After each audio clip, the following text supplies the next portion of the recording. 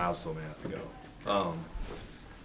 I think first, this game was big, right, in so many different ways. But I think one of the biggest things was like I think Coach Miles and what he means to. I'm gonna cry through this, but Coach Miles and I think what he means to this program, what he means to me as a mentor. Like, I don't think Colorado State's not in the position basketball-wise if it's not for Tim Miles, and I think Ram fans for the most part recognize that, but I don't think how much of an influence he's had on what led to Nico getting the job here, what led to me being an assistant here, and then what led to me getting the job here. I think none of this is possible without Tim and what they started and how he built this program up. So it was hard playing that game against somebody like that I'm so glad we're not going to be in the same league anymore, because the last thing you want to do is coach against your friends. Like, that's the worst thing in the world, is going up against him. So I'm glad I don't have to play. I'll play him one more time this year, but obviously been in San Jose. But I think you got to give a huge credit to Coach Miles and what he built and how this program is where it is today because of what he did initially. And then now staying crying. I think this game is amazing. It's so much fun. One of the UC Health administrators came up to me when we were out there and told me that there was over 20 people here from past games that just came to this game just to support the other Cancer Warriors. And I think that's what this is about, the community. And this community is amazing, and it shows its support for one another. And to have that, it's why you come to Colorado State, but it's also why you want to be a part of this community, from not just the basketball coach here, but just being a part of this community. Means a lot to me too. I was to say, your team wanted something to feel good about tonight. It didn't really matter how it happened, just bottom line. It takes on more of a deeper emotional feel for you because of what tonight's game represents. Yeah, that's hard. There was a lady at the end of the line when we shook hands with all the Cancer Warriors out there, and she kind of broke down right when I got to her, and you could just tell how much it meant to them. And you look at them and what they're going through, and especially what she was telling me about all the radiation treatments and how her friend was going through that. And then just that the only thing she said to me is, excuse my language, but like, fight like fuckers out there. And I was like, oh, wow.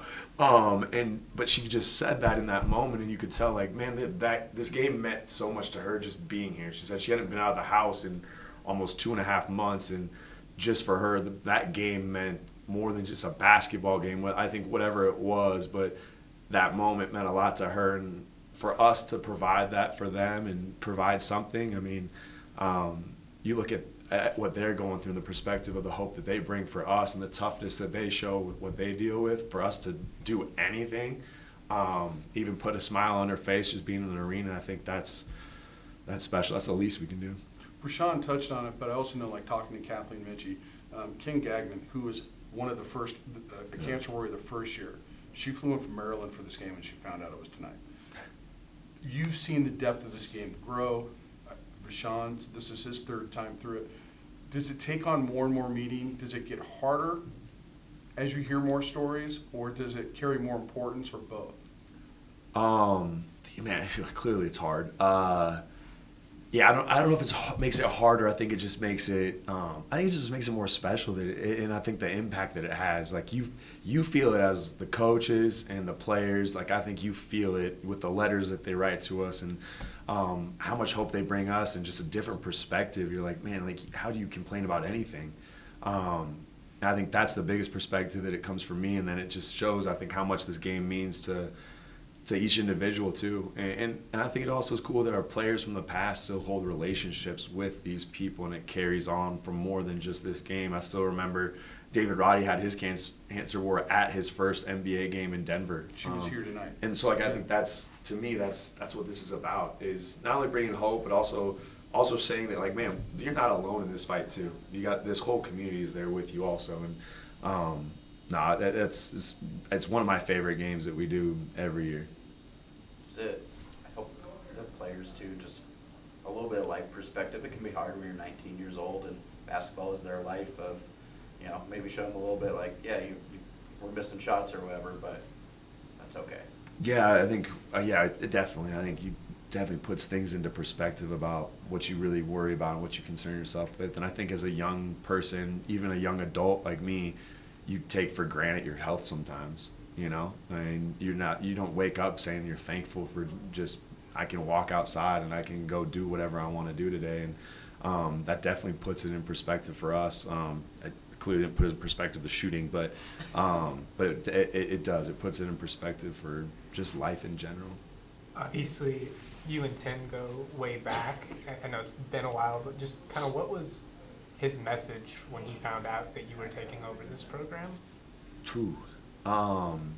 He just honestly, when I was going through it, he just said like, "Hey, I'll call everybody I need to call." And that's Coach Miles. Like he's always been there for me. Calls once a week and just to check in sometimes. I know Sonny put it out there that he called me, but Miles calls me literally every week. Every time that there's a game, a bad game, a good game, whatnot, he'll call me anytime just to talk shop. Even it's not about basketball always. Like he's been a mentor to me ever since I left Nebraska, and I'll always cherish that and continue to cherish that because I think he's one of the best program builders out there. I mean, he's never taken over a program that you were like, oh, that's a great job when he took it, right? It's always like he has to build it up to be something, and then once he leaves, it's better than what he left it. And I think that's the sign of a good coach is he always has left every program better than when he came in from it. Did you like the grit your team played with tonight, considering, like you said, the shooting wasn't spectacular, but you did some gritty things. You crushed them on the boards. You took care of the ball a little bit better. Those the things that lead to an effort to turn the streak in one way to the other. Yeah, no, I think that's some of the areas that we got better in. That's what we worked on this past week. I thought the ball actually moved better. I thought we got high quality shots. You just missed some of them tonight, but the way it looked was right. It's not. I don't think I can always. If I'm always looking at the end results or the scoreboard of what it is, then I'm gonna get lost in the shuffle of things too. And I think that's where I'm trying to stay in that way, in that element of like, how does it look? Are we playing the right way? Is the ball moving? We crashed the glass as well as you possibly can, and I thought we did a great job on the offensive and defensive glass. And like I said, I thought we really did try to get paint touches that led to threes. There wasn't a lot of threes that were just quick ones that I didn't like. They were either transition threes or paint touches that led to threes, which is what we talked about all week, and I thought they did a good job of that. Throughout the course of the season, how often are you able to kind of slow down and maybe zoom out and think about the greater effect this team has? Not very often, but this game helps with that.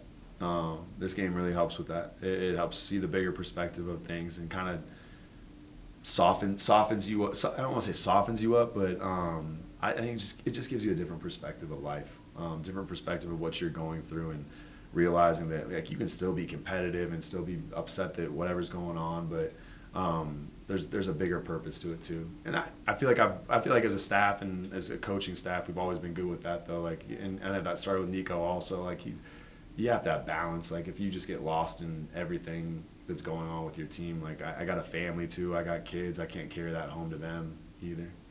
What kind of growth are you seeing out of JoJo? I mean, 7 rebounds tonight. He's guarding their best player. You had him on the floor for really the entirety of the crunch time. Just what are you seeing from him? Yeah, I think it's awesome the way he's been playing lately, and he's earned it, right? I don't think it hasn't just been given to him. He's earned that playing time. He went through his struggles to start the conference play. I thought he was actually really good in the non-conference. Like even at Virginia Tech, he finished that game for us versus Virginia Tech. Cal Poly had 6 assists, no turnovers. So he's shown he can do it. I think sometimes you can lose yourself in some moments and overthink things, and you think it's kind of goes back to putting in perspective, and you always got to stay in the middle of things. And I think sometimes it's hard to do that, but he's been playing at a high level lately. He's guarding, like you said, he's guarding the other teams, usually their best player, their point guard, so he's at the point of attack. I thought he did a great job at getting in the paint tonight.